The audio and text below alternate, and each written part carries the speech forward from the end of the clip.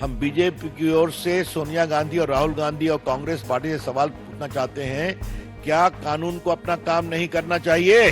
कांग्रेस अपने 50 साल के शासनकाल में अपनी विरासत को बचा नहीं पाई। अब इनके दिन गिनती के हैं। जो हमने कहा था कांग्रेस मुक्त भारत, ये कांग्रेस मुक्त भारत बनने जा रहा है।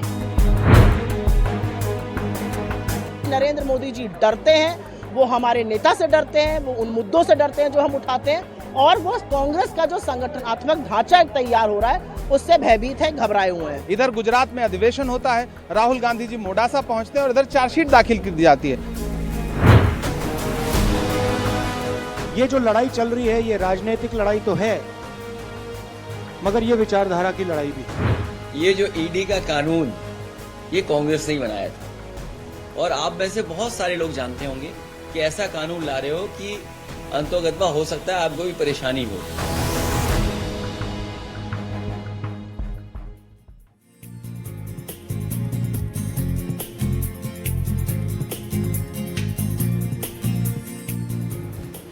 नमस्कार, आदाब। मैं हूं मारिया शकील। वक्त मुकाबला का है। आज हम बात करेंगे उस कोहराम की जो नेशनल हेरल्ड केस में मची है।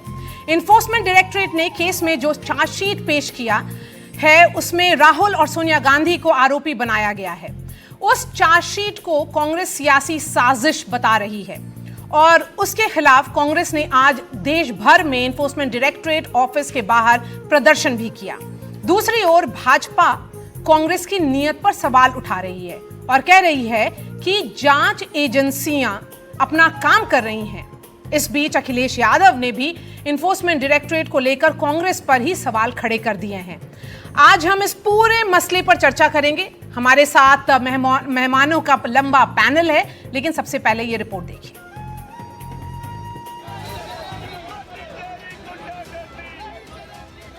शहर दर शहर कांग्रेस के कार्यकर्ता और नेता सड़कों पर उतरे हैं। ईडी दफ्तर के बाहर विरोध प्रदर्शन कर रहे हैं। देश की सबसे पुरानी पार्टी की नाराजगी इस बात से है कि नेशनल हेराल्ड केस में ईडी ने जो चार्जशीट दाखिल की है उसमें सोनिया और राहुल गांधी को आरोपी बनाया गया है। लोगों का आक्रोश है, जो जनता आक्रोश है, जो हमारे कार्यकर्ताओं का आक्रोश है, वो बिल्कुल आपको दिख रहा है, क्योंकि ये दिखाता है कि नरेंद्र मोदी जी डरते हैं, वो हमारे नेता से डरते हैं, वो उन मुद्दों से डरते हैं जो हम उठाते हैं, और वो कांग्रेस का जो संगठनात्मक ढांचा तैयार हो रहा है उससे भयभीत है, घबराए हुए हैं। गुजरात अधिवेशन से बिल्कुल, क्योंकि हमने उनके गढ़ में घुसकर उनको ललकारा है, और असलियत यह है कि गुजरात का एक बहुत सक्सेसफुल अधिवेशन हुआ। नरेंद्र मोदी जी के चूल्हे हिले हुए, उनको पता है कि यहाँ पर दिक्कत होने वाली है। बिल्कुल, आज भी गुजरात में। और राहुल गांधी जी वो शख्स हैं जो ना आपसे डरते हैं, ना आपसे धमकते हैं। आपने 50 घंटे ईडी से पूछताछ कराई, आप 500 घंटे और करा लीजिए। हम बीजेपी की ओर से सोनिया गांधी और राहुल गांधी और कांग्रेस पार्टी से सवाल पूछना चाहते हैं, क्या कानून को अपना काम नहीं करना चाहिए? क्या हजारों करोड़ की संपत्ति पर अगर आपने गलत तरीके से, गैर कानूनी तरीके से षड्यंत्र करके कब्जा कर लिया, तो क्या इस पर चुप रहना चाहिए? यही तो बड़े सवाल है। नेशनल हेराल्ड केस कांग्रेस के लिए बड़ी चुनौती साबित हो रहा है। शायद यही वजह है कि पार्टी जांच एजेंसियों के काम को राजनीतिक साजिश बता रही है। इधर गुजरात में अधिवेशन होता है, राहुल गांधी जी मोडासा पहुंचते हैं और इधर चार्जशीट दाखिल कर दी जाती है। आप क्रोनोलॉजी समझिए ना। भारतीय जनता पार्टी आने वाले बिहार के चुनाव से, गुजरात में कांग्रेस पार्टी की सक्रियता से, आने वाले असम के चुनाव की संभावित हार को देख करके और विपक्ष की सक्रियता को देख करके, 400 पार के नारे के बाद भी 240 पे अटक जाने के बाद भारतीय जनता पार्टी चाहती है कि विपक्ष को पूरी तरह से कुचल दिया जाए, उनके संसाधन तोड़ दिए जाएं, उनके नेताओं का मनोबल तोड़ दिया जाए। जांच एजेंसियों को अपना काम करना है और अनेक जांचें देश के अंदर अलग अलग स्थानों पे चलती हैं, लेकिन कांग्रेस पार्टी ये चाहती है कि कांग्रेस का जो गांधी खानदान है, अगर वो भ्रष्टाचार करे तो उसके ऊपर कोई कार्रवाई ना हो, वो अपराध करे तो उनके ऊपर कोई कार्रवाई ना हो, वो इस देश में आतंकवाद के रास्ते खोले तो उन पर कोई कार्रवाई ना हो, वो वह तुष्टीकरण करें तो उनके मामले में सबको चुप रहना चाहिए। तो अब वो समय चला गया है। कांग्रेस के आक्रोश और सवालों पर बीजेपी पलटवार कर रही है और पार्टी की नीयत पर सवाल खड़े कर रही है। कांग्रेस अपने 50 साल के शासनकाल में अपनी विरासत को बचा नहीं पाई। जब जनता में इतनी अनपॉपुलर हो गई थी वो विरासत कि कोई उसका खरीदार नहीं था। बाकी तो छोड़िए, क्या कांग्रेस कार्यकर्ता भी अपना अखबार खरीदने को तैयार नहीं थे? जबकि राजीव गांधी फाउंडेशन को उसी दौरे हुकूमत में खूब पैसा मिल रहा था। यह अपने आप में कांग्रेस पार्टी की नीयत पर सवाल पैदा करता है। मैं दावे के साथ इस बात को कह सकता हूं कि इस परिवार ने पंडित जवाहरलाल नेहरू से लेकर आज तक नेशनल हेराल्ड के खाते से या उसके साथ जो और दूसरी कंपनियां हैं उनमें से 1 रुपए भी निजी काम के लिए, निजी हित के लिए नहीं लिया है। ये सारा केस झूठा है और प्रताड़ित करने के लिए और बदनाम करने के लिए ये केस दर्ज किया गया है। राहुल गांधी फिलहाल गुजरात में हैं। उन्होंने ईडी की चार्जशीट पर तो कुछ नहीं कहा, लेकिन इशारों में इसे विचारधारा की लड़ाई बताई। उधर अखिलेश यादव कांग्रेस से ही सवाल कर रहे हैं। ये जो लड़ाई चल रही है ये राजनीतिक लड़ाई तो है, मगर ये विचारधारा की लड़ाई भी है। और विचारधारा की सिर्फ 2 पार्टियां हैं हिंदुस्तान में, एक बीजेपी और आरएसएस और दूसरी कांग्रेस पार्टी। तो लड़ाई इन दोनों के बीच में है और पूरा देश जानता है, समझता है कि कांग्रेस पार्टी ही आरएसएस और बीजेपी को हरा सकती है। ये जो ईडी का कानून ये कांग्रेस ने ही बनाया था और आप में से बहुत सारे लोग जानते होंगे कि उस समय बहुत सारे दलों ने विरोध किया था कि ऐसा कानून ला रहे हो कि अंतोगत्वा हो सकता है आपको भी परेशानी हो। और मैं और प्रदेशों का नहीं कह सकता हूं, लेकिन मुझे जानकारी मिली थी महाराष्ट्र की, कोई भी नेता जो बीजेपी के खिलाफ था ईडी, सीबीआई, इनकम टैक्स से बच नहीं पाया। नेशनल हेराल्ड केस पर कांग्रेस के विरोध प्रदर्शन के बीच ईडी ने प्रियंका गांधी के पति रॉबर्ट वाड्रा को दूसरी बार पूछताछ के लिए बुलाया, लेकिन जांच एजेंसी के सामने पहुंचने से पहले बड़ा सियासी बयान दिया।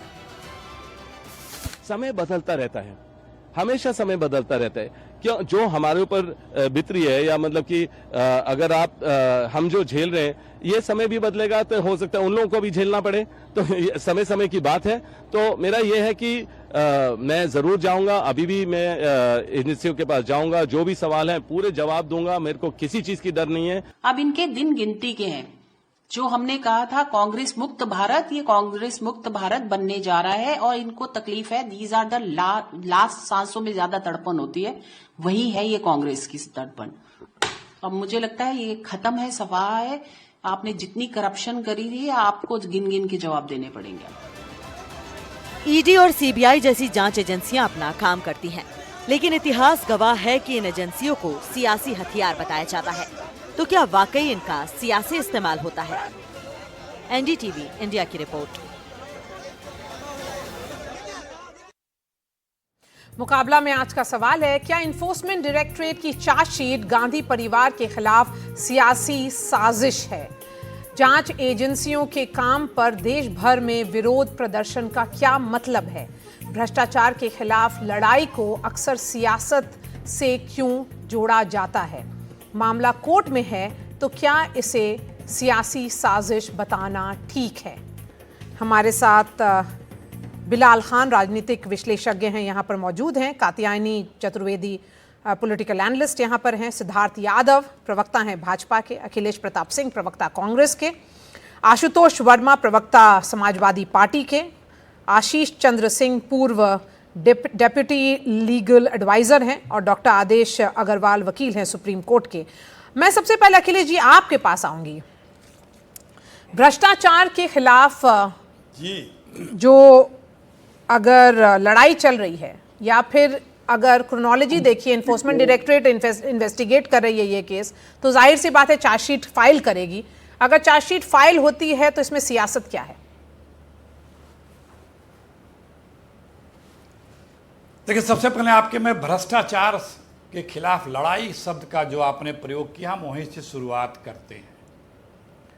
इस देश में जो भी आदरणीय हमारे 2 साहब जो हैं दिल्ली के सत्ता में बैठे हुए, उनसे जो भी असहमत रहा, मत भिन्न रहा, जो भी विरोधी दल के नेता रहे हैं या जो भी ऐसे बिजनेसमैन जिन पे एक उनके मित्र की नज़र है उस औद्योगिक घराने पे, उन पे जांच एजेंसियों ने कहर ढाया और जैसे ही वो बीजेपी में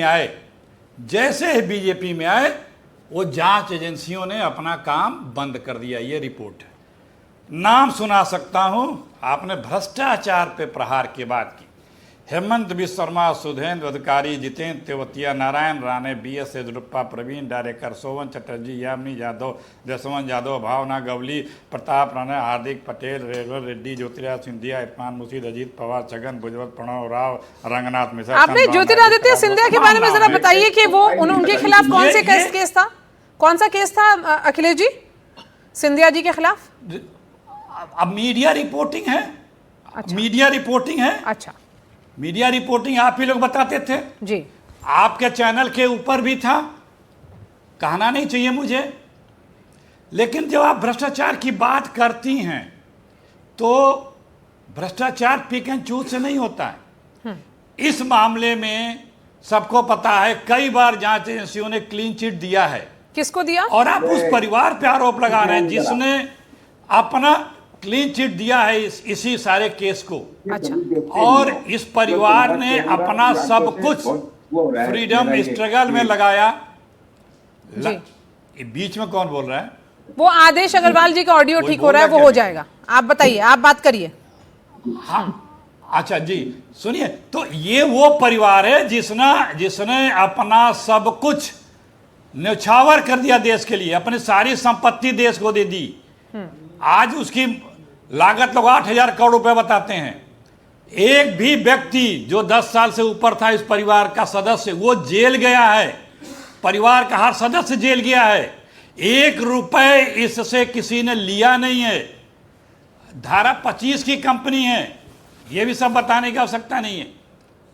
ये द्वेष बस ही तो है। जितने लोग असहमत हुए इस देश में, चाहे इंडस्ट्रियलिस्ट हो, चाहे नेता हो, चाहे बिजनेसमैन हो, चाहे जर्नलिस्ट हो, चाहे एक्टिविस्ट हो, जो भी हो, सबको इन जांच एजेंसियों ने किया। और हुआ क्या? 0.01% भी सजा या कुछ आगे नहीं बढ़ पाए। दूसरी बात देखिए, एक और बात है जी, एक हमारे मित्र इंडस्ट्रियलिस्ट हैं, बहुत सी जांच एजेंसियों ने बहुत से औद्योगिक घरानों पे जांच की, छापे मारे, बाद में वो उन्हीं की हो गई। सिद्धार्थ यादव जी, सवाल अब आपसे है, सवाल ये आपसे है कि इन्वेस्टिगेशन में क्या पिक एंड चूज हो रहा है? इन्वेस्टिगेशन में पिक एंड चूज का आरोप आप पर है। इन्वेस्टिगेशन में पिक एंड चूज, जी आपने बोल लिया अखिलेश जी, बाकी लोग भी तो बोलेंगे ना। सेकेंडरी आरोप नहीं, आपने जो बोलना था आपने बोल लिया। अब आगे सुनिए सिद्धार्थ यादव। अरे मैं 10 सेकंड में सिद्धार्थ यादव बोलेंगे। बात को पूरा कर, सिद्धार्थ यादव स्क्रीन पे लाइए उनको। हाँ सिद्धार्थ यादव बोल लिया। मारिया जी, मैं 2 बात का जवाब देना चाहता हूं। पहले तो अभी अखिलेश जी ने कहा कि इस परिवार का 10 साल से ऊपर का हर व्यक्ति जेल गया है, वो बड़ी बड़ी बात बता रहे थे। मुझे लगता है कि 2 नहीं गए हैं, इसलिए वो जाने वाले हैं। ये law has to take its own course. देश में कानून है, कानून के हिसाब से कंप्लेंट दर्ज कराई गई, कोर्ट ने उस कंप्लेंट का कॉग्निजेंस लिया, जो प्रोसिक्यूटिंग अथॉरिटी थी उसने उसकी जांच करी, समय आने पर कोर्ट में बार बार उसकी हियरिंग लगी। देश की हर अदालत में उस प्रोसेस को रुकवाने के लिए पार्टी गई, सुप्रीम कोर्ट तक गई, और सुप्रीम कोर्ट का आदेश है कि हम इंटरवीन नहीं करेंगे, जो प्रोसेस चल रही है वो चलनी चाहिए। इनने हर संभव प्रयास किया कि इंक्वायरी कहीं ना कहीं से रुक जाए, और आज जो ड्यू प्रोसेस ऑफ लॉ में चार्जशीट दायर की जा रही है उसको लेकर के ये लोग सड़क पे उतरे हैं। वैसे बात करते हैं संविधान में विश्वास रखने की, वैसे बात करते हैं कानून में विश्वास रखने की। ये कौन सा विश्वास हुआ कानून के अंदर? कानूनी प्रक्रिया में अगर कोई केस चल रहा है मारिया जी, तो चार्जशीट दायर नहीं की जाएगी तो क्या दायर किया जाएगा? चार्जशीट दायर करने के बाद जब चार्जेस फ्रेम होंगे कोर्ट में, तब आप बहस करिएगा, जाकर के कह दीजिएगा अगर आप निर्दोष हैं तो।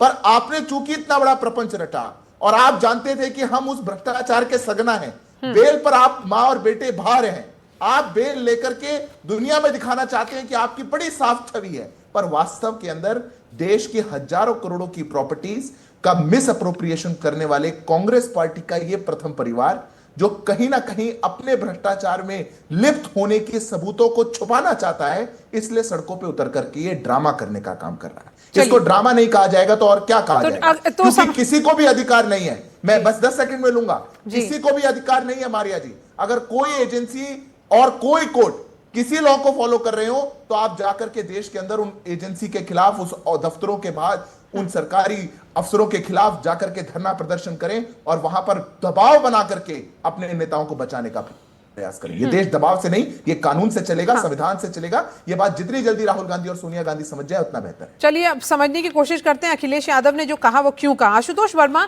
क्या अखिलेश यादव भी मानते हैं कि जो कानून की प्रक्रिया है वो फॉलो होनी चाहिए, और अगर क्योंकि ये केस है, इन्वेस्टिगेशन है, चार्जशीट है, तो उसकी लड़ाई कोर्ट्स में लड़ी जानी चाहिए, सड़क पर नहीं? देखिए मारिया जी, ये सत्ता का यह चरित्र होता है कि जब वो इस तरीके से काम करती है तो ऐसी सेंट्रल एजेंसीज को अपने लिए यूज़ करती है, और कभी इसी तरीके की एजेंसीज को पिंजड़े का तोता कहा गया था, मुझे और समाजवादियों को ये अच्छी तरीके से याद है। लेकिन बात बहुत बड़ी है कि इतने सालों तक अगर कोई केस रुका गया है तो अचानक इसमें कैसे गति आ जाती है, और ऐसे कौन सी नई ईडी ने काम किया है, क्या ऐसे सबूत दिए हैं कि चार्जशीट एकदम से 10 सालों बाद इनकी जो है तैयार हो गई है? ऐसा कोई तो ईडी ने सबूत नहीं नया दिया।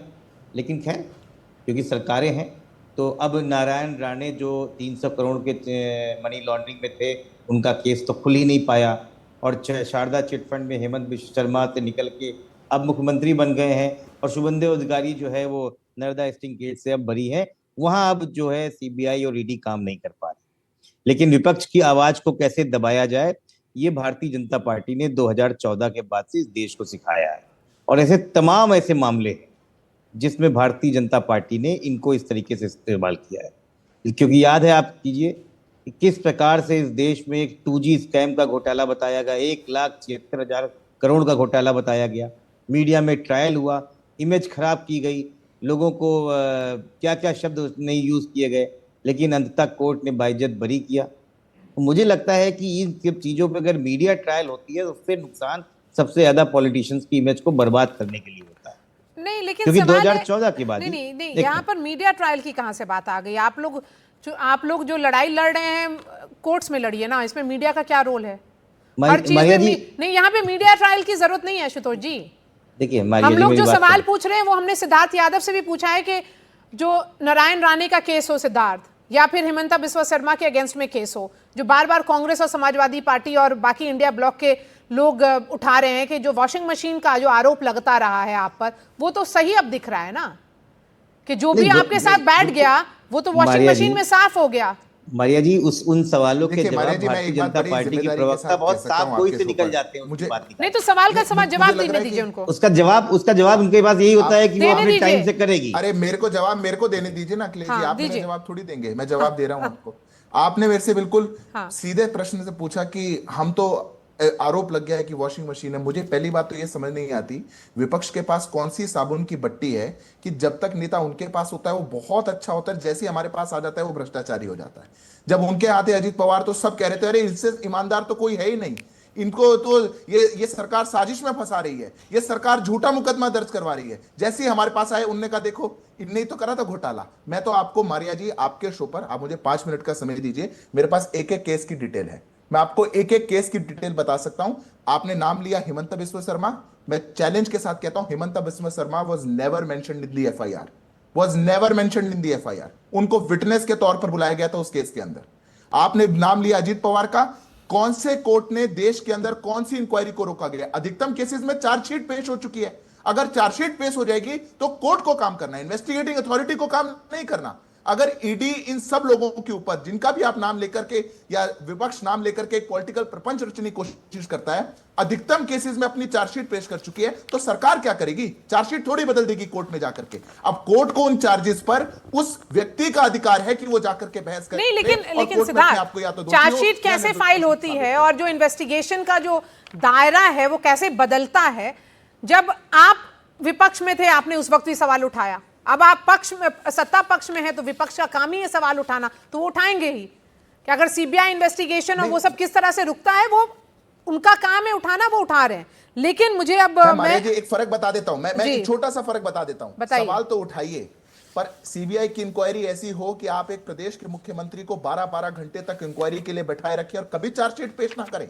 एक इंक्वायरी ऐसी हो जिसमें सुप्रीम कोर्ट को बाहर आकर के कहना पड़े कि फॉल्स इंक्वायरी थी।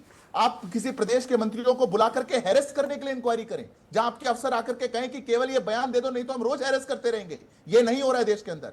जो हो रहा है वो कानून संगत हो रहा है, कोर्टों के आदेश पे हो रहा है। और मैं आपके दर्शकों को बता दूं, ये वाला केस भी हमने नहीं रजिस्टर किया। ठीक है, आदेश अग्रवाल हमारी जी, सरकार में नहीं शुरू हुआ। आप मुझे, आदेश अग्रवाल जी सुप्रीम कोर्ट के वकील हैं, आप मुझे समझाने की कोशिश करिए आदेश अग्रवाल जी कि ये जो पूरा प्रोसेस ऑफ लॉ है वो क्या फॉलो हो रहा है इस केस में, या जो कांग्रेस उठा रही है सवाल, या फिर जो समाजवादी पार्टी वाले उठा रहे हैं सवाल कि क्रोनोलॉजी नहीं फॉलो हो रही है और ये जो केस बस ठंडे बस्ते में था वो बार बार खोला जा रहा है, जब चुनाव आता है तभी खुलता है ये, और इसमें कोई अल्टीरियर मोटिव है, उसके बारे में हमें समझाने की कोशिश करिए, हमारे दर्शकों को बताइए। देखिए, जो कोई शिकायत आती है जिस एक्ट में होती है, जैसे ये ईडी की आई तो पीएमएलए एक्ट के अंदर इन्वेस्टिगेशन करी जाती है, और ऐसे मुकदमों में एक लिमिट होती है कि एक साल का, ये जो इस ऑफेंस में 1 साल तक चार्जशीट फाइल करनी होती है। नहीं तो अगर कोई बेल पर है तो उसको, अब बेल पे नहीं है तो उसको बेल दे दी जाती है कि साल में नहीं करे जाते। तो इस केस में बेल तो पहले मिल गई थी और इन्होंने चार्जशीट फाइल कर दी। अगर चार्जशीट से कोई मुकदमा नहीं बनता है तो जिस कोर्ट में, पीएमएलए की कोर्ट में जहां ये चार्जशीट फाइल हुई है, वहां पर भी एक्यूज की तरफ से आर्गुमेंट करके कि जी कोई चार्जशीट आगे, ये जो चार्जशीट फाइल करी है, जो एविडेंस आई है, इससे कोई मुकदमा बनता नहीं है, इसलिए डिस्चार्ज करा जाए। एक तो जो एक्यूज के पास ये प्रोविजन है, तो जो दोनों एक्यूज हैं या और भी साथ में जो भी एक्यूज हैं, उनको राइट है, जिस कोर्ट में स्पेशल कोर्ट है ये पीएमएलए की, उसके अंदर एप्लीकेशन डाल के कि हमारे को अगर इनकी जो चार्जशीट में जो एलिगेशन लगाई गई है, बयान को सही भी माना जाए तो भी ये सेक्शन में ऑफेंस नहीं बन पाता है, इसलिए ये चार्जशीट को क्वेश करी जाए और हमारे को खत्म ये करा जाए। अगर कोर्ट उससे नहीं मानती, वो ट्रायल कोर्ट जो है, तो क्वेश्चन के लिए हाई कोर्ट भी जा सकते हैं, चार्जशीट की क्वेश्चन। जी आदेश जी, ये ये जो आपने बताया, शुक्रिया इसके लिए। लेकिन मुझे इस बताइए, इस पर्टिकुलर केस में जो इन्फोर्समेंट डायरेक्टरेट नेशनल हेरल्ड केस में जो इन्वेस्टिगेट कर रही है और जो पूरा प्रोसेस फॉलो हुआ है, क्या वो प्रोसेस ऑफ लॉ है, या फिर जो इस तरह से कांग्रेस और समाजवादी पार्टी बोल रहे हैं वो प्रोसेस ऑफ लॉ नहीं फॉलो हुआ है? नहीं, प्रोसेस ऑफ लॉ तो फॉलो हुआ है। बिना, अगर ये प्रोसेस लॉ नहीं तो कांग्रेस के पास बीजेपी से ज्यादा लॉयर्स हैं जो मिनिस्टर रहे हैं, ज्यादा टीम ऑफ लॉयर्स तो आज की तारीख में सुप्रीम कोर्ट में कांग्रेस के पास है, बीजेपी के पास नहीं है। बीजेपी के पास बहुत लिमिटेड है। तो कांग्रेस कभी भी इसको क्वेश करा सकते थे सारे प्रोसेस को, अगर इलीगल। ठीक है, तो कांग्रेस ने क्वेश्चन के लिए क्यों नहीं अप्लाई किया, इसका जवाब अखिलेश जी देंगे और फिर आगे बढ़ेंगे हम। जी क्या पूछा आपने मारिया? ये आदेश अग्रवाल बोल रहे हैं कि आपके पास जो बैटरी ऑफ लॉयर्स है वो भाजपा से ज्यादा है और ज्यादा अच्छे सीनियर एडवोकेट्स हैं, तो आप लोगों ने क्वेश्चन के लिए क्यों नहीं अप्लाई किया कोर्ट में, प्ली क्यों नहीं डाला? अभी करेंगे।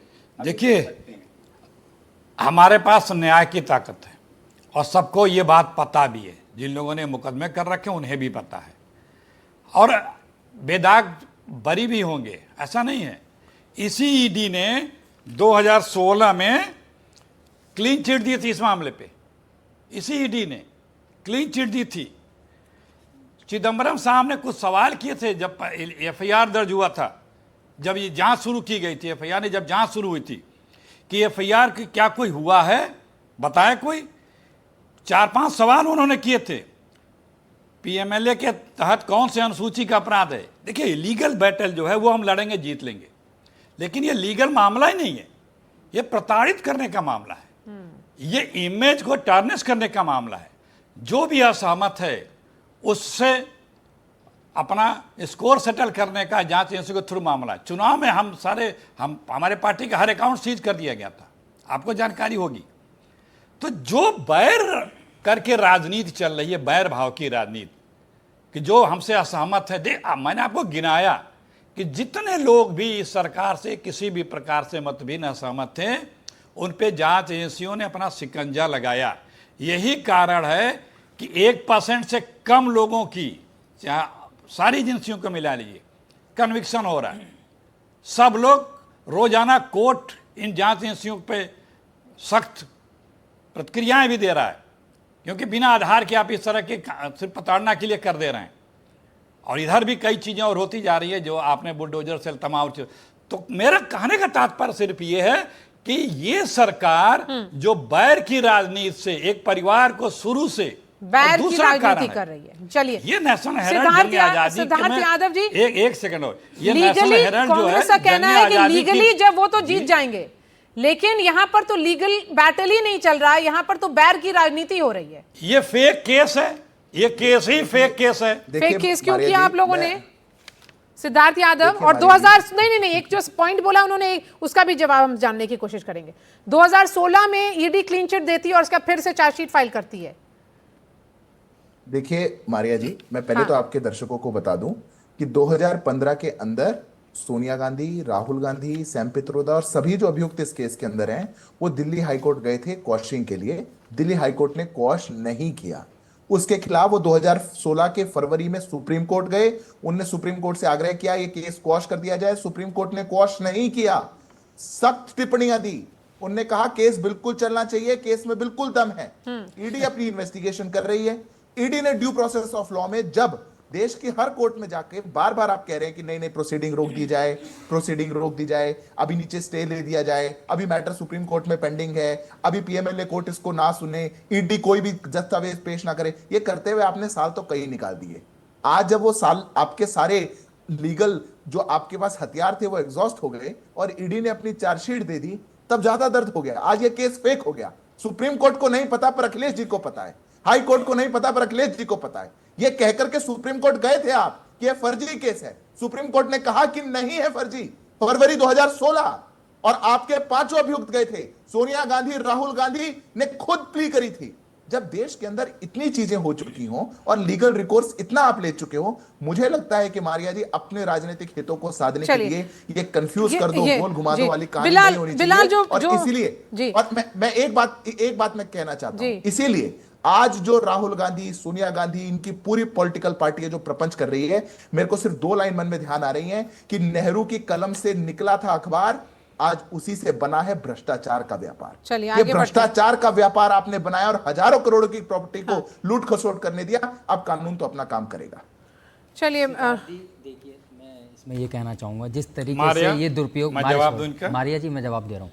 नहीं, मेरा सवाल है कि अगर सुप्रीम कोर्ट ने क्वॉश नहीं किया, हाई कोर्ट से रिलीफ नहीं मिला, तो जंग सड़क पे क्यों लड़ रही है कांग्रेस? देखिए, जंग लड़ने की बात नहीं है। भारत का संविधान इजाज़त देता है कि कोई पीसफुल प्रोटेस्ट कर सकता है किसी भी इसमें। अगर अब उसको लीडर को तरीके से अरेस्ट किया जा रहा है, ईडी लगातार बुला रही है, चाहे राहुल गांधी जी हों, सोनिया गांधी जी लगातार कैसे हुआ? लगातार उनको बुलाया था उन्होंने 2021 में। तो सुन लीजिए, अब रॉबर्ट वाड्रा को बुलाया ना, रॉबर्ट वाड्रा, उससे पहले प्रियंका जी को बुलाया। जब जाएंगे, देखिए जो भी कार्यकर्ता हैं वो जाते हैं, जाएंगे, हर पार्टी के कार्यकर्ता जाते हैं। इससे पहले दूसरी पार्टियों को जब ईडी बुलाती थी, जब नहीं जाते थे। नहीं, मेरा सवाल है कि क्या कांग्रेस के पास अपने कोई इश्यूज नहीं है? क्या कांग्रेस के पास आज के डेट में ये इशू नहीं है? देश के लोगों के इश्यूज हैं कांग्रेस के पास, देश के लोगों के इश्यूज हैं। अगर वो इशू है, बेरोजगारी पर इश्यूज है, हाँ, तो वो उसके पे प्रोटेस्ट नहीं करना चाहिए। बिल्कुल करते हैं। क्यों आपने नहीं देखे कांग्रेस के प्रोटेस्ट? हमेशा जब भी बात होती है, आपने देखा होगा भारतीय जनता पार्टी लगातार, चाहे नोटबंदी की बात हो, देश में बेरोजगारी की बात हो, महंगाई की बात हो, कांग्रेस से प्रोटेस्ट किया। लेकिन मैं ये कहूँगा, जिस तरीके से आज आप बात कर रहे हैं, इसमें ये बताइए कंप्लेनर कौन है? एजेएल ने कंप्लेन की है क्या? बताइए। लेकिन इनको जो है सिर्फ और सिर्फ रूल ऑफ लॉ की धज्जियाँ उड़ानी है। भारतीय जनता पार्टी लगातार ईडी का दुरुपयोग कर रही है। जब इनकी बात होती है, जब चुनाव सीएम को ये अंदर डाल देते हैं, चाहे वो केजरीवाल जी हों, चाहे वो आपने देखा होगा किस तरीके से नहीं, केजरीवाल जी को नहीं, किसी भी कोर्ट से रिलीफ नहीं मिला था। तो आप लोग ये कहना कि चुने हुए सीएम को अगर आप ईडी के दुरुपयोग से अंदर डाल रहे हैं तो आप इससे बताइए रूल ऑफ लॉ की कैसे धज्जे उड़ा रहे हैं लगातार। अब मैं कंप्लीट कर लूं मैडम। जब अजीत पवार जी की बात आती है या छगन भुजबल जी की बात आती है, नारायण राणे की बात आती है, जब तो फाइल खो जाती है ईडी की। हमारा सीधा सवाल है, पूरा खुल के दुरुपयोग करा जा रहा है। अब ये लगातार चाहे कुछ भी बात हो, अपने ऊपर बात आती है तो फिर ये देश की हत्या हो गई, लोकतंत्र की ये हो गया। जब विपक्ष की बात आती है तो कुचलने का लगातार ये काम करते हैं और आज से नहीं करें, 2014 के बाद से वक्फ बोर्ड हो चाहे बात ये है कि ये पॉलिटिकल एनालिस्ट का व्यू इस तरह से नहीं होता। आप कात्यानी मुझे पॉलिटिकल एनालिस्ट का व्यू दीजिए कि ये जो केस है अवे फ्रॉम लीगल, क्योंकि लीगल जो है वो बाकी जो लॉयर्स हैं वो अपना व्यू देंगे। देखिए पॉलिटिक्स बताइए। मारिया जी, बहुत साफ सीधी तस्वीर है ये। अगर ये सियासी साजिश होती तो कोई पार्टी केस कर रही होती। इस पे किसी पार्टी ने केस नहीं किया। सुब्रमण्यम स्वामी ने 2012 में जब इसका केस किया तब वो भारतीय जनता पार्टी के सदस्य नहीं थे, वो पार्टी में नहीं थे। और उसके बाद कोर्ट ने संज्ञान लिया। जब उनके पास ये मामला गया तो कोर्ट ने, हाई कोर्ट ने आदेश दिया ईडी को जांच का। लेकिन मुझे तो ईडी पर, मैं बोल लेती हूँ, मैं इतनी देर से कुछ बोल नहीं रही थी।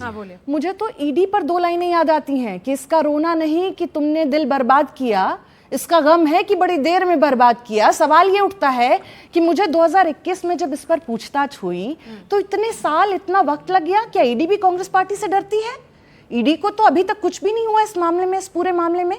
जो भी पूछताछ हुई, जिस तरह की रिपोर्ट्स आई, सब छोड़ दीजिए। मारिया जी रुकिए, मारिया जी का कहना है कि ईडी कांग्रेस पार्टी से नहीं डरती, ईडी भाजपा से डरती है। नहीं, अगर भाजपा से डर रही होती, मैं कह रही हूँ कांग्रेस पार्टी को किसने रोका है? भारतीय जनता पार्टी की लंबी लिस्ट लेके आते हैं ये, तो उन लिस्ट के सामने आप भी जाइए, केस कर दीजिए। संविधान की बात करते हैं, राहुल गांधी संविधान की किताब लेके घूमते हैं, तो सवाल ये उठता है कि आप संविधान में पूरा विश्वास रखिए। जब जांच प्रक्रिया चल रही है तो आप साथ दीजिए।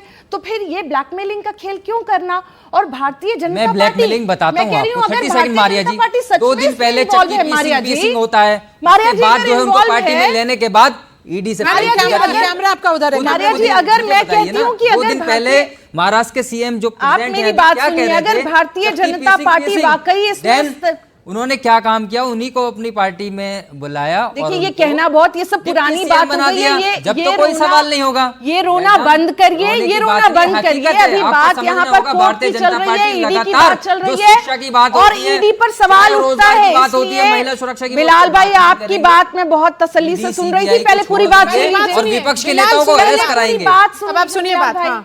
यहाँ पर सवाल ये उठता है कि ईडी, आप कह रहे हैं ना कि सरकार की पपेट है, तो भारतीय जनता पार्टी इतना वक्त क्यों ले गई? 10 साल क्यों लग गया भाई बीजेपी को जांच करने में? मोदी 2014 में चुन के सरकार बनाए, नरेंद्र मोदी। अगर ये सियासत थी तो उनको इन 10 सालों में उन्होंने क्यों नहीं कुछ किया? इंतजार कर रहे थे क्या? किसी को नहीं पता था कि 2024 में फिर से एक बार भाजपा की सरकार आ जाएगी?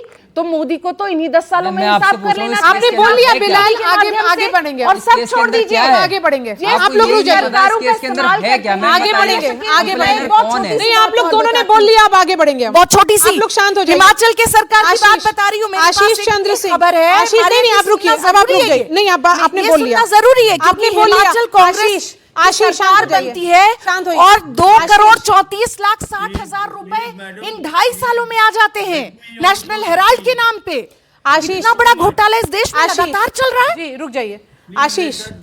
आशीष चंद्र सिंह, देखिए, फर्स्ट एंड फॉरमोस्ट मैं एक बात बार बार ये कही जा रही है कि 2016 में ईडी ने क्लीन चिट दी। अभी कांग्रेस के प्रवक्ता महोदय भी यही कह रहे थे। मेरा ये कहना है कि पीएमएलए के अंतर्गत ये कार्रवाई हुई है।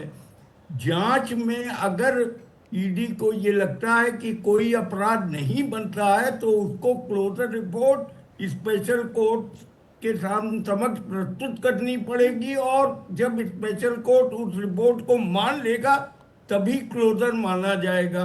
ईडी स्वतः क्लोज केस नहीं कर सकती अगर उसने ECIR रिकॉर्ड कर ली है।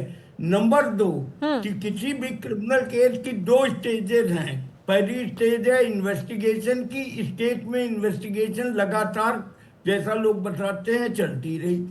दूसरी स्टेज आती है प्रोसिक्यूशन, यानी ईडी ने ये कहा कि हमने तफ्तीश समाप्त कर दी है और प्रथम दृष्टिया according to ED case is made out. उन्होंने कंप्लेंट, ईडी चार्जशीट नहीं फाइल करता, क्रिमिनल कंप्लेंट फाइल करता है अंडर सेक्शन 44 एंड 45।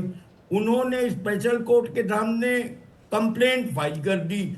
उसने इन लोगों को, व्यक्तियों को, कई व्यक्तियों को अभियुक्त बनाया। अब स्पेशल कोर्ट उस चार्जशीट के बेसिस पे, उस कंप्लेंट के बेसिस पे जो भी साक्ष्य प्रस्तुत किए गए हैं उनका अवलोकन करेगी। उसके बाद अगर उचित लगा उसको कि yes prima facie case is made out, वो कोर्ट कॉग्निजेंस लेगी और कॉग्निजेंस के साथ साथ प्रोसेस इशू करेगी। जो अभियुक्त गण है उनको सम्मन इशू करेगी कि ठीक है, आगे बढ़ेंगे। अब तीनों जो प्रवक्ता हैं तीन पार्टी के, सिद्धार्थ यादव, अखिलेश प्रताप सिंह और आशुतोष, तीनों को फोकस में रखिए, उन्हीं से अब बात होगी आगे। आशुतोष वर्मा जी, इंडिया ब्लॉक के पास अभी बहुत सारे इश्यूज हैं, बहुत सारे सवाल हैं। 6 महीने में बिहार में चुनाव होने वाला है, वहां पर उन लोगों, कांग्रेस और आरजेडी का अलायंस होगा। क्या आप लोगों के पास बहुत सारे इश्यूज नहीं हैं जिस पर जो धरना प्रदर्शन है होना चाहिए, और आप लोग प्रदर्शन कर रहे हैं इस इशू पर, कांग्रेस पूरे देश में ईडी ऑफिस के आगे प्रदर्शन कर रही है, ये क्या सही है? ये क्या सही राजनीति है? नहीं, देखिए मारिया जी, कांग्रेस पार्टी प्रदर्शन करेगी क्योंकि उनके शीर्ष नेतृत्व के ऊपर यह हमला है और मुझे लगता है करना भी चाहिए किसी भी पार्टी को। लेकिन भारतीय जनता पार्टी का ये सवाल जो, और कुछ लोग कह रहे हैं कि इस समय 10 साल क्यों, देखिए ये एक ऐसी चीज है जिसको भारतीय जनता पार्टी की आदत है, उनकी एक मोडस ऑपरेंडी है कि वो विपक्षियों को, नेताओं को सजा नहीं दिला पाते हैं, वो लेके रखे रहते हैं, जब जरूरत होती है तो उसकी बटन दबाते हैं। अभी इस समय देश के पास सबसे बड़ी परेशानी है हमारी आर्थिक मंदी, जो पूरे विश्व का टैरिफ लगा है, यूएसए ने लगाया है, उस पर बात ना हो। बिहार का चुनाव आ रहा है, पलायन एक बड़ी बात वहां पे होके निकल के आ रही है, उस पर बात ना हो। महंगाई और जिस तरीके से बेरोजगारी चरम सीमाओं पे, उससे बात ना हो, तो पूरे आशुतोष, सवाल ये है कि जो आपके पार्टी के अध्यक्ष ने बोला है, अखिलेश यादव ने जो बोला है, उसी पर मेरा सवाल सुन लीजिए। अब अखिलेश यादव ने कहा है कि ईडी को कांग्रेस ने बनाया, तो फिर ये जो पूरी जांच हो रही है वो कांग्रेस करवा रही है अपने ऊपर। माया जी, मैं हमारी समाजवादी पार्टी का ये मानना है कि पहले भी हमारे ऊपर भी, जब हम विपक्ष में थे और हम साथ में भी थे, उसके बाद भी ईडी का दुरुपयोग सरकारों ने इसका किया है, और तब भी इसको तो कांग्रेस ने भी किया। जब नहीं, तो आप मानते हैं कि जब कांग्रेस सत्ता में थी तो कांग्रेस ने भी ईडी का दुरुपयोग किया? हमारे शीर्ष नेतृत्व ने 20 सालों तक सीबीआई का केस झेला है जी, और साफ होके निकले हैं जी। ये उस समय का दौर था जब यूपीए की सरकार थी। बिल्कुल। तो मुझे लगता है कि अगर सरकार का नियंत्रण इस प्रकार से इन केंद्रीय संस्थाओं पे रहेगा तो ये दौर ये बदलता रहेगा, सरकारें आती रहेंगी, जाएंगी, लेकिन स्थितियां वही रहेंगी जी। चलिए अखिलेश जी, जो अखिलेश यादव ने कहा है उसका जवाब तो आपको देना पड़ेगा, कांग्रेस को देना पड़ेगा। 10 साल तक आपकी सत्ता थी, यूपीए 1 यूपीए 2 था, और 10 साल तक मुलायम सिंह यादव पर केस था और ईडी का जांच चल रहा था।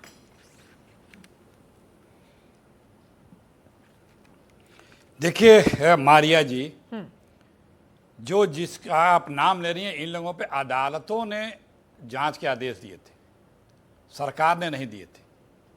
पहली बात ये जान लीजिए।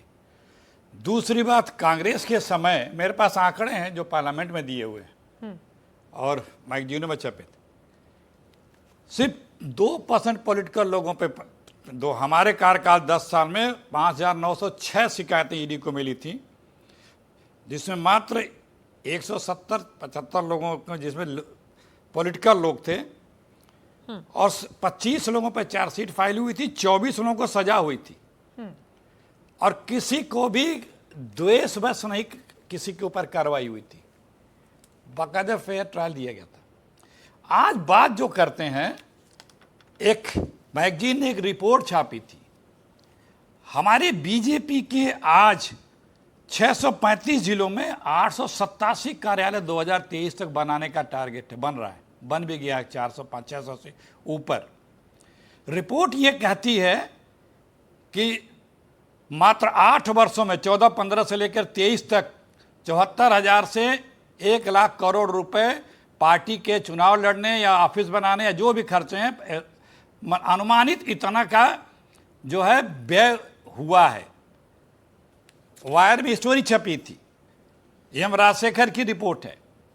और इनको जो इनकम हुई है वो मात्र 14,663 रुपए की हुई। अखिलेश जी, एक और इनकी संस्था है अखिलेश जी, नागपुर मेरे वालों का। सवाल का आप इतना जवाब बड़ा- नहीं दिए। ये भ्रष्टाचार है कि नहीं है, कहां से आया है? नहीं, आपने मेरे लेकिन सवाल इसके का भी जवाब जांच नहीं दिया होंगे। अखिलेश जी। आपने मेरा सवाल ये है कि ईडी के अरे, जांच आपको शुरू में दिया, फिर इन्हें पूछे- ईडी के जांच में मुलायम सिंह यादव आए ना, 10 साल आप लोगों ने उनको बार बार ईडी से डराया ना।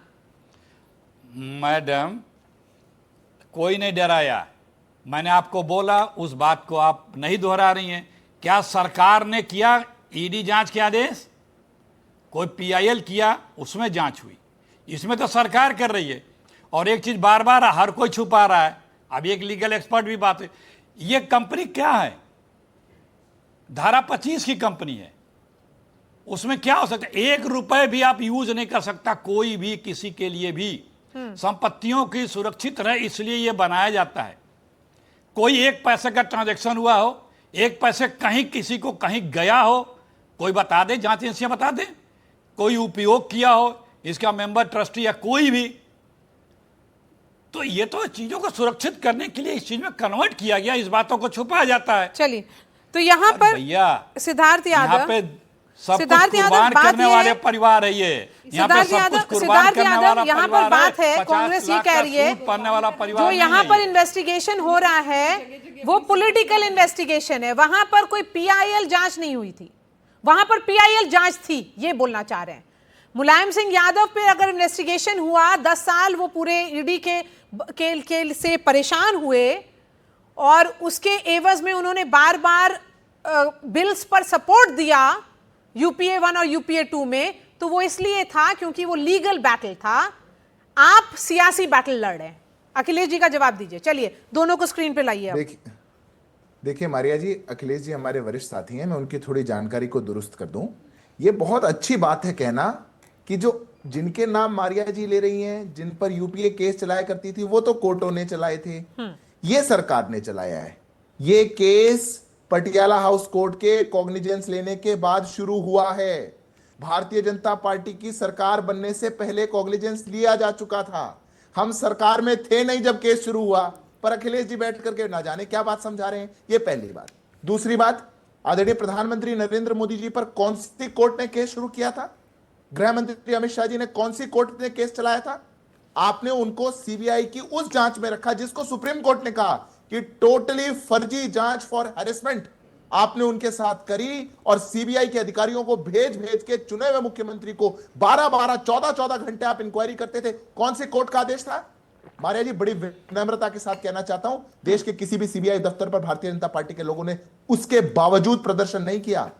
हम विपक्ष की सबसे बड़ी पार्टी थे, हमने दिल्ली के अंदर कोई धरने प्रदर्शन नहीं किए। जब पूरा देश जानता था कि ये वेंडेटा की इंक्वायरी चल रही है, उसके बावजूद भारतीय जनता पार्टी ने सड़कों पे नहीं उतरे। हमने देश की न्यायिक प्रक्रिया में विश्वास रखा और देश की उच्चतम न्यायालय ने क्लीन चिट देते हुए कहा कि तब की सरकार ने वेंडेटा से किया था। कौन अधिकार दे रहा है आपको? सड़कों पे उतर के धमकाएंगे, अधिकारियों को धमकाएंगे, एजेंसियों को धमकाएंगे, कोर्टों को धमकाएंगे। किसको धमकाना चाहते हैं? यह देश धमकाने से नहीं चलता है। आज ये जो इंक्वायरी चल रही है, ये आदेश पर चल रही है। और मैं अखिलेश जी की बात पर और समाजवादी पार्टी के साथी की बात पर भी कह देता हूं, अगर देश के अंदर केस चला, मुलायम जी पर चला और वो सुप्रीम कोर्ट से या फिर वो देश से उस केस में बरी होकर के बाहर निकले, कोई आदेश नहीं निकला उनके खिलाफ, अच्छी बात है। पर जिन पर और जो कन्विक्ट हुए उनका क्या? अरे आपके सरकारों के खिलाफ वो आरोप हम नहीं लगाते थे। 2G स्कैम का हवाला किसको दे रहे हैं आप? आपकी सीएजी ने 2010 में 1,76,000 करोड़ का आंकड़ा दिया था। वो रिपोर्ट्स पब्लिश करी गई थी और देश की पार्लियामेंट में पेश करी गई थी on the floor of the house. आपके देश की एजेंसियां कहा करती थी कि इतना इतना घाटा, एक इतना पोटेंशियल लॉस देश की सरकार का हुआ है। आज देश के अंदर ये अगर कहा जाए कि कोई ये भारतीय जनता पार्टी समय देख करके इंक्वायरी करती है, भारतीय जनता पार्टी कोई इंक्वायरी नहीं कर रही, ईडी इंक्वायरी कर रही है, कोर्ट इंक्वायरी कर रही है। अखिलेश जी इसका अगर जवाब आपको दीजिए। समय की बात करनी है, मैं बस मारिया जी 10 सेकंड ले रहा हूं। अगर अखिलेश जी, अगर आशुतोष जी ये कहना चाह रहे हैं कि समय देख करके इंक्वायरी कर रहे हैं, आज तो 67 month low retail inflation I है देश की, 3.25% पर आ गई। समय तो इतना अच्छा चल रहा है, महंगाई इतने न्यूनतम स्तर पर आ गई, ऐसे समय में क्यों राहुल गांधी का भ्रष्टाचार याद आ रहा है? करा है तो जाना पड़ेगा। चलिए अखिलेश जी, इसका जवाब दीजिए और लूटा और है तो उसके साथ हिसाब साथ देना मुझे पड़ेगा। इसका भी जवाब दीजिए अखिलेश जी। एक तो ये जो सिद्धार्थ यादव ने कहा उसका जवाब दीजिए, और एक सवाल मेरा भी है। रॉबर्ट वाड्रा कहते हैं हमारा भी वक्त आएगा, तो इसका मतलब क्या है? किस वक्त का इंतजार हो रहा है? देखिए मारिया मोदी जी के आने के बाद देश में जितनी जांच एजेंसियां हैं वो हरिश्चंद्र से भी ज्यादा पवित्र हैं। कितनी अच्छी जांच करती हैं, कोई उनमें बैर भाग नहीं है। जितने हमारे संवैधानिक संस्थाएं हैं वो इतने निष्पक्ष भूमिका निभाती हैं, चाहे विजिलेंस हो, चाहे इलेक्शन कमीशन हो, चाहे और है। कहा झूठ मूठ में लोग अफवाह फैलाते हैं कि मोदी जी के राज में संवैधानिक संस्थाएं बीजेपी के कार्यालय में बैठती हैं, जांच एजेंसियां बीजेपी के सेल बन चुकी हैं। बताइए, इतना अच्छा काम करते हैं आप लोग, खामखा सब लोग इनके ऊपर तोहमत लगाते हैं। गुजरात में राहुल जी के ऊपर, लेकिन समय अच्छा है अखिलेश जी, समय अच्छा है कांग्रेस के लिए, सपा के लिए कि आप सब एकजुट हो जाएं और भारतीय जनता पार्टी के जितने ऐसे लोग हैं ना, जाइए कोर्ट में लड़िए, अपनी साख बचाइए, कांग्रेस की वो छवि वापस से लेके आइए जो आज से पहले जो देश ने कांग्रेस को सपोर्ट किया था। मैं कहती हूँ कि ये अच्छा समय है अखिलेश जी। ये किसानों ने प्रोटेस्ट किया है देश के अंदर, उस पे भी सवाल निशान खड़ा है। हर एक इंसान प्रोटेस्ट कर सकता है, चाहे वो कोई भी पार्टी हो। जी आप लोगों ने नहीं किया, पहले मैं अखिलेश जी की बात आपकी तकरीर हो गई, मैं बोलूं ले लीजिए जी। अखिलेश जी आप ही बोलिए। देखिए मारिया जी ये सब होगा क्योंकि इस देश में कानून का राज है। राहुल जी बोल रहे हैं ना, है अभी नहीं कोई कर पा रहा है, दबाव है, सब लोग देख रहे हैं। अदालतें कई जगह रोजाना अदालतें प्रदेश सरकार और केंद्र सरकार जहां बीजेपी की है उसके कर्तव्यों के ऊपर उनके निर्णयों को पलट रही है और डांट भी लगा रही है। तो जो आप कर रहे हैं, क्या सबको दिख नहीं रहा है कि आप किस तरह से बैर भाव की राजनीति करते हैं? इसमें कोई बहस की गुंजाइश है क्या? चाहे वो पॉलिटिकल विरोधी हो, चाहे वो मीडिया के लोग हों, चाहे इंडस्ट्रियलिस्ट हो, चाहे कोई भी हो इस समाज में, चाहे किसान हो, चाहे मजदूर हो, कोई एक तो बता दीजिए जो मोदी जी से असहमत हो, बीजेपी के लोगों ने उसको कहा हो कि हाँ ये आपका लोकतांत्रिक अधिकार है और आप अच्छे हैं। उसको आतंकी बताया, खालिस्तानी बताया, पाकिस्तानी बताया, जेल में डाला, मुकदमे लगाए, और जैसे वो बीजेपी में गया वो राइट टाइम हो गया। ये फैक्ट नहीं है क्या? आशुतोष वर्मा जी, कुछ समझने की जरूरत है क्या? आशुतोष वर्मा जी, ये भी साफ परिवर्तन होगा, परिवर्तन होगा जी। और जब परिवर्तन होगा तो फिर शायद जो यूपीए के टाइम में हो रहा था आशुतोष जी, वो भी हो सकता है। बैर की राजनीति का आरोप लगा रहे हैं ये भाजपा पर, तो आपने भी तो यही कहा कि कांग्रेस ने बैर की राजनीति की। आशुतोष जी नहीं, हम बार बार कहते हैं कि सत्ता का चरित्र इस प्रकार से होता है और इसके लिए एक बहुत बड़े कानून की जरूरत है जो इन सेंट्रल एजेंसीज के, चाहे ईडी हो, चाहे विजिलेंस हो, चाहे सीबीआई हो, इनको कम से कम सत्ता का एकाधिकार से हटाया जाए। क्योंकि जब तक ये रहेगा तब तक ये सबसे बड़ी पार्टियां जो है क्षेत्रीय पार्टियों को अतिक्रमण करेंगी, विपक्ष में रहने वाली पार्टियों को अतिक्रमण करेंगी, और उनका काम है जो डिसेंट्रलाइजेशन है उसको सेंट्रलाइजेशन करना। और चाहे वो भारतीय जनता पार्टी हो या किसी समय में कांग्रेस है। समाजवादी पार्टी ने इसके साथ मजबूत लड़ाई करी है, और चाहे माननीय अखिलेश यादव जी हो या दिवंगत हमारे मुलायम सिंह यादव जी हैं, दोनों ने जम के इसके खिलाफ लड़ाई और साफ होके निकले हैं। इसलिए हम डरते नहीं इन सब चीजों से, क्योंकि जनता की आवाज, जनता का साथ हमारे साथ है। जी, मुकाबला में आखिरी बात आपकी रहेगी। जो आरोप है सिद्धार्थ, वो पहली बार नहीं लग रहा आप पर, बार बार लगता रहेगा, बार बार इन्वेस्टिगेशन अगर होगा आपको इसका जवाब देना पड़ेगा कि क्या आप बैर की राजनीति करते हैं। जो आपके सामने जो भी विरोध करेगा आपकी राजनीति का, आप उसको जेल भेजेंगे, कोई भी जांच एजेंसी का इस्तेमाल करेंगे, गलत इस्तेमाल करेंगे। देखिए मारिया जी, मैं दो बात कहता हूं। पहली बात तो अगर किसी को इस देश की अदालतों पर विश्वास है, देश के कानून पर विश्वास है, देश के संविधान पर विश्वास है, तो सड़कों पे मत उतरिए। आप विश्वास रखते हैं देश के कानून पर, अदालतों पर, तो ये धमकाने का काम, सड़क पे उतर करके पुलिस से मारपीट करने का काम, ये काम किसी पार्टी को शोभा नहीं देता है। पहली बात।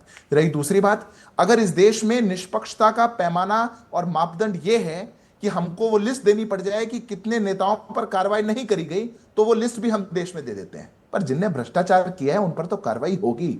हमने नहीं खरीदे ये शेयर, ये कांग्रेस पार्टी ने खरीदे। 50 लाख के शेयर से आपने 90 करोड़ की डेट को साफ कर दिया, 2000 करोड़ की प्रॉपर्टी पे आप सीधे आ गए। 74%, 76% का शेयर हमारा नहीं है, सोनिया गांधी और राहुल गांधी का है। अगर आप ये काम ना करते तो कौन हम पे इंक्वायरी करता? काम आप करें, इंक्वायरी हम करें या देश की कोई एजेंसी करे या देश का कोई मीडिया कहे या कोई प्रवक्ता कहे तो सब खराब। ऐसे देश नहीं चलता। काम किया है तो जवाब देना पड़ेगा। चलिए, मैं सारे पैनलिस्ट को धन्यवाद कहूंगी, शुक्रिया हमारे साथ जुड़ने के लिए। मुकाबला में बात यहीं तक, कल फिर आएंगे और एक नए इशू पर मुकाबला करेंगे। शुक्रिया।